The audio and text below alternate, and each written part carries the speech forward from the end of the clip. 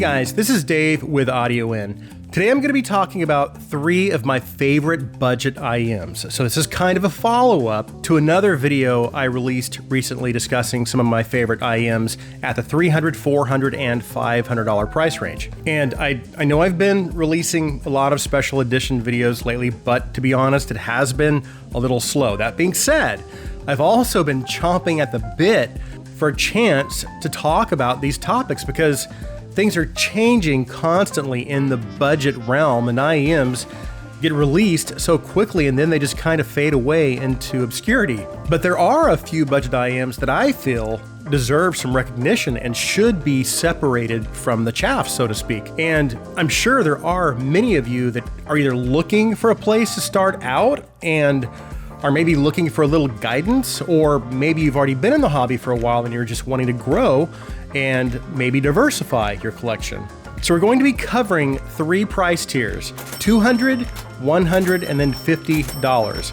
And these are IEMs that I obviously own and feel they have qualities and attributes that kind of set them apart from the competition. So just a couple of things before we get started. First, I'm only going to be talking about IEMs that, again, I've owned personally.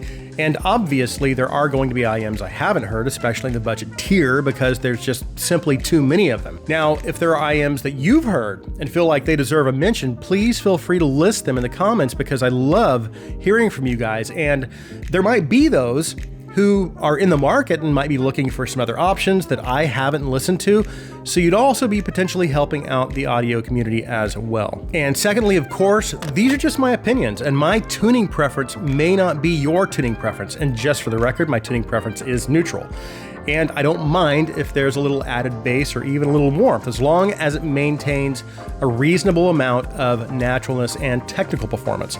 And of course, we're talking about the budget category, so my focus is going to be primarily on tuning and not as much on technicalities, especially at this $50 price point, because this is an area where most IEMs tend to struggle quite a bit. So as the price increases, my expectations will increase as well. And while I do feel my pick at this budget tier is very good, it's still not great. That's not to say I won't be covering technicalities, it's just not going to be my main focus.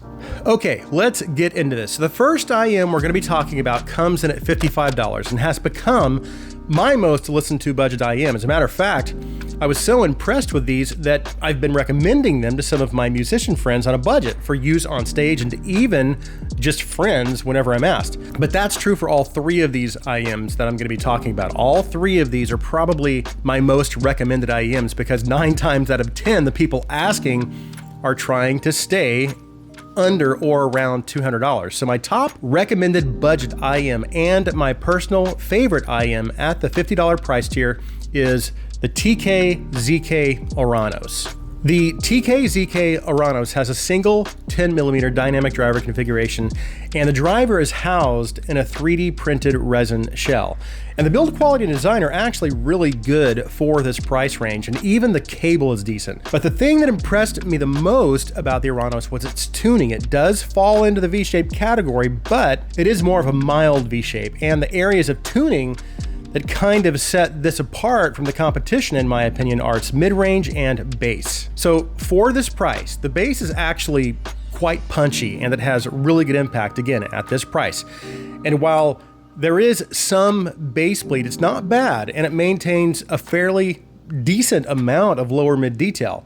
Now, as for the mid-range, it actually sounds really natural, and while vocals are a little recessed, they still sound generally correct and, again, natural enough for it not to be distracting. And as for its technical performance, again, at this price tier, it's pretty good and at least on par with some of the best technical performance in this price category, in my opinion. But the attribute that stands out to me the most and that kind of separates it from the competition is its natural vocal and instrument presentation.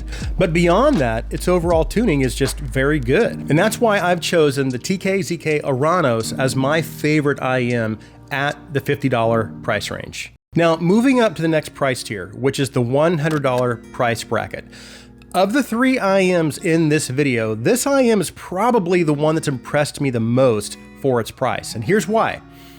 If I'm being completely honest, up until recently, the $100 tier has been, well, stagnant, and there just haven't been many IEMs released that actually give you a significant or appreciable upgrade from the $50 price point. You would probably have to spend at least $130 to $150 on, say, the Etymotic ER2 XR or the Let's Sure S12, for example. But almost every other IEM that I've heard around the $100 price point hasn't really sounded that much better than, say, the Oranos or even the Wan'er, which that is another impressive budget IEM, by the way, and I will talk about that at some point in a future video. But I think we finally reached a turning point, and the IEM that I feel finally made it worth upgrading from the $50 tier is the Let's Sure Galileo. So as I said, of all of the IEMs on this list, this one impressed and surprised me the most because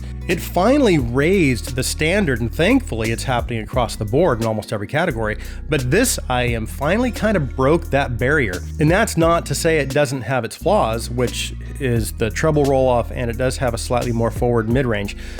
But the attributes that I believe set the Galileo apart from its competition is its vocal and instrument separation and overall detail retrieval. And yes, it might be lacking in air and upper treble detail, but below 10K and all the way down to the lower mids, the detail retrieval is actually very good. And again, we are talking the $100 tier, so just bear that in mind. But what really pushes this over the top for me is its overall tuning. To be more specific, how naturally it presents instruments and vocals, not to mention the build quality of both the IEM and cable are really good, and the design is also very nice for this price. So for those reasons, I feel the Galileo has raised the bar and is my top pick at the $100 price tier. And moving on to the final price bracket, which is the $200 tier. So when I first heard this IEM, I remember immediately going and getting my Blessing 2 and Blessing 2 Dusk, and I started doing some direct comparisons.